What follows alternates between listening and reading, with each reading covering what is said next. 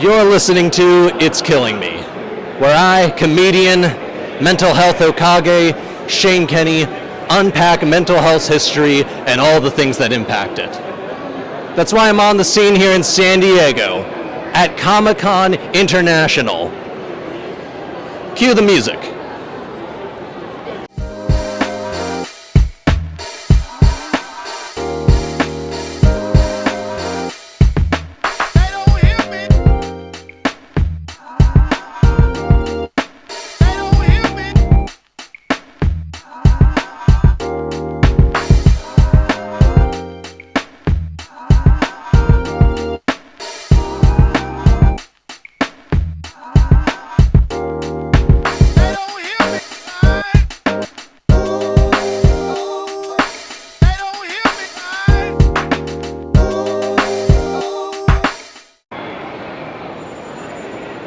One thing that has helped me cope with my depression my entire life is cartoons, and something more recently in the last 10 years has been cosplaying. Comic-Con is where my cosplaying journey began, with a mediocre Spirit Halloween cut up and altered Thor costume. And I was not going through the best time in my life or in my head. I did not know how to earn the attention I needed. And getting a few compliments, the hip-hop trooper, the famous cosplayer acknowledging my cosplay made me feel great. Because for a few days, I wasn't Shanan. I was Thor, God of Thunder. And that is what inspired me to make all this nightmare that took me over a year to make.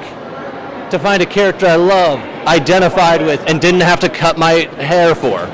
The top of my head. I wasn't given the beard for anything. I know what you're thinking. Minato's clean cut. No.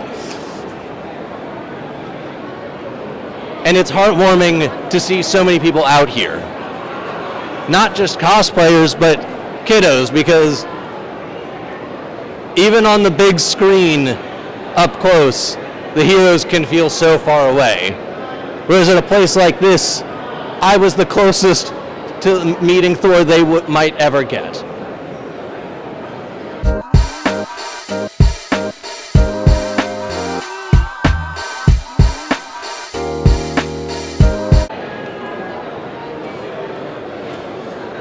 Comic-Con has changed a lot over the years.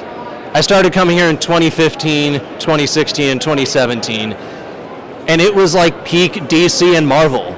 So much stuff was coming out. They had 4 gazebos in the exhibit hall for A-listers to promote their shows on different platforms.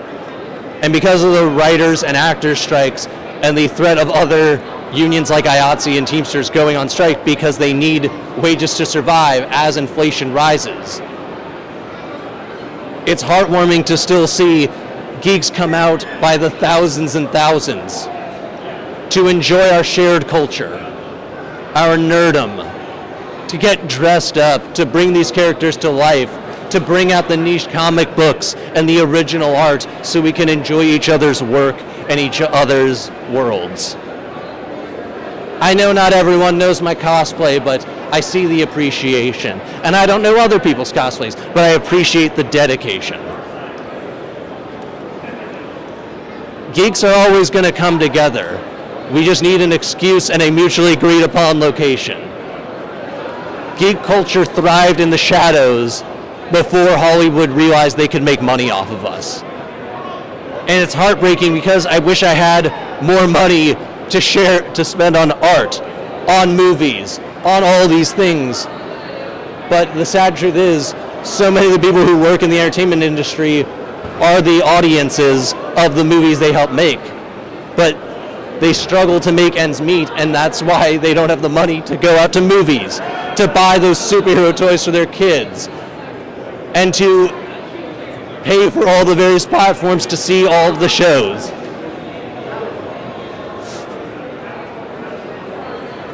But geeks will be geeks. And whether it's Reddit or in San Diego, we're going to come together in some way.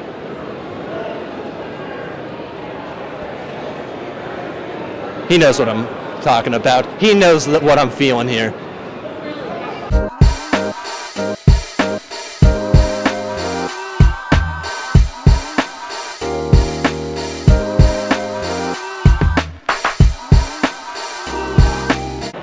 So, what about this character made you want to cosplay as them? I mean, I love cooking, and I just love his overall demeanor. He's just a fun character to watch. And for our audience who isn't familiar with Delicious in Dungeon, who are you dressed as? I am Senshi. I love Sinji's beard. Maybe it's a bit of a bias, and Oh, yes. yours is great too. How long did it take you to grow that out? Oh, man, I mean, a couple years. But L'Oreal really helps it look beautiful, doesn't it? I feel you. This is a breakup beard. So, what's your favorite meal you've seen in Delicious in Dungeon? Oh, gosh. I don't remember what it was called, but it was the pumpkin with the face on it. That was creepy, but you know, pumpkin spice. Yes. Pumpkin spicy human morph. Yeah. And also, just everyone getting so freaked out about the face, and Senshi just being like, it's whatever, it's food. And what a privileged thing where it's like, you're not bringing your own food. It's like the dungeon's a food desert. Right? But I love that Shinji's so resourceful. He's making his way through the land. Yes.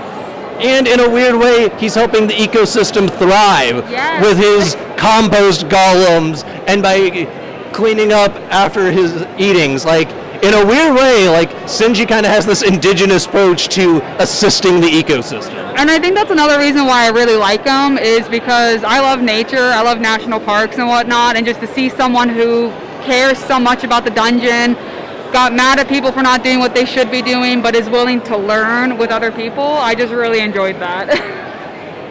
Yeah, a bearded dude telling their friends to take care of the environment. It's kind of ringing a bell for a lot of my friends and family. It's like, oh my God, thank you so much for talking to us. So, having worn this outfit and cloak for quite a while now, I have many thoughts. Edna Mode famously said, no capes. And I thought, with a cloak, you know what? I should be good. Fine, most of the time, but what a flex that Minato and all the other Akatsuki members were kicking as much ass as they did in these big, heavy cloaks. Like, if anything, I think that was their downfall. Like, I got a bunch of Naruto spoilers coming up. Some of you don't care, or if you're mad at me, the show started in like the early 2000s, that's on you. We had the quarantine, but here are my thoughts. I think Minato would have beaten Obito and saved Kushina if he wasn't wearing the cloak. He just had to put it on as the flex. Like, the only reason Itachi was able to kill all of the Uchiha was because he wasn't wearing that cloak. You throw on the Akatsuki cloak, different game.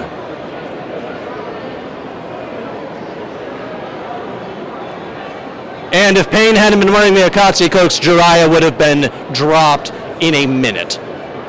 That fight went on long because they wanted to stay on in the team jersey.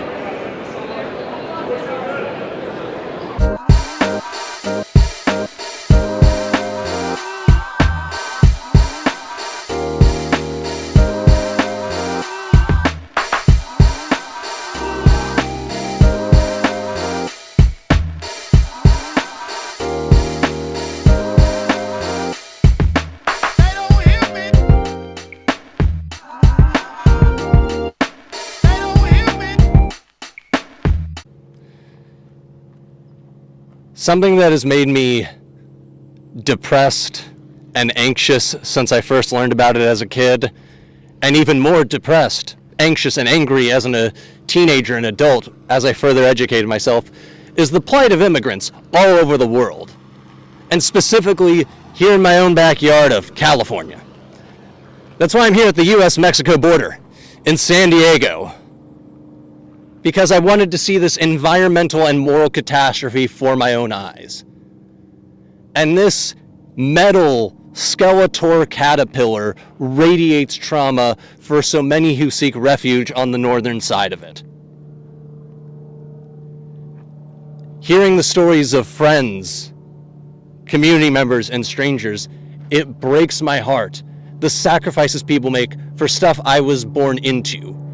for a life and a world I take for granted and try not to. And it frustrates me, and it has frustrated me even more as I continue to learn about America's history, our foreign policy, how it's the role it plays in what drives people to make these sacrifices to get here. And how dare Americans judge people for coming here when our foreign policy, our government, our businesses have had such a vested interest in destroying the labor unions from Mexico to South America, destabilizing those countries and regions for our own economic benefits. The death squads, the coups, how dare we, when many of our luxuries and our cheap goods are the result of massacres.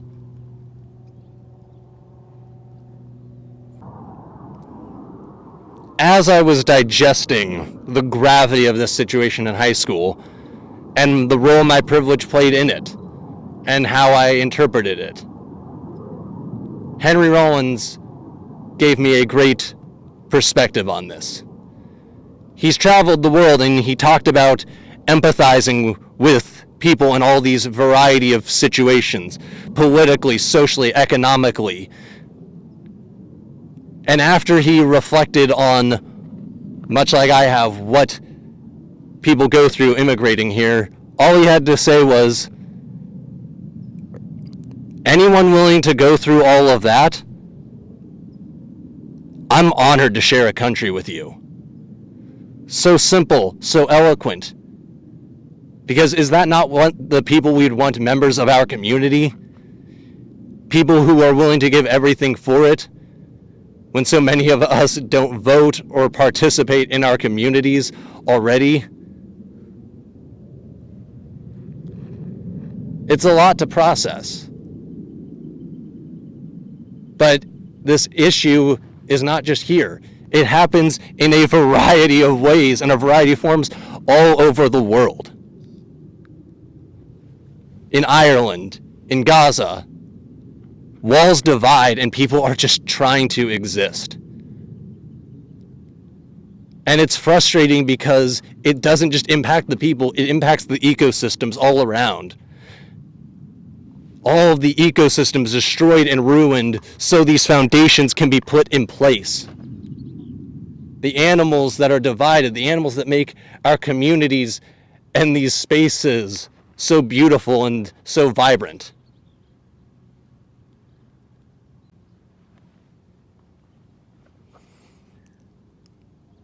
I've had people ask, is it worth it, all the work I put into the cosplay, to be called Hokage? And kinda, yeah.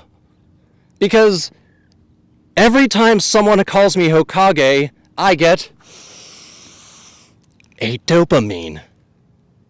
And it feels great. Not dopamine, I found all the answers, but just the hard work. The hard work got a result, got some validation, got some acknowledgement, that people can see some light in me of this character I aspire to be like, that I could radiate some of Minato's essence. And I got a lot of dopamine this weekend.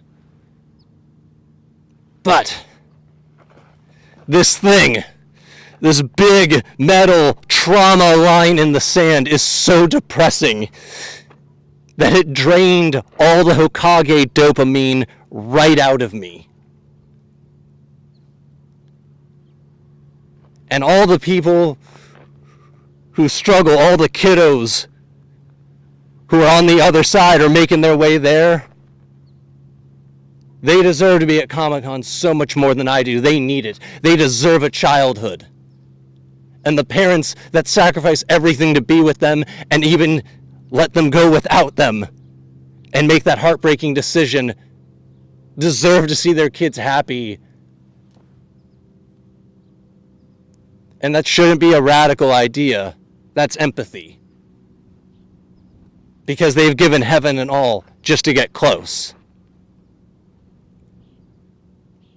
On the scene here at the U.S.-Mexico border in San Diego, I'm Shane Kenny. You're listening to It's Killing Me.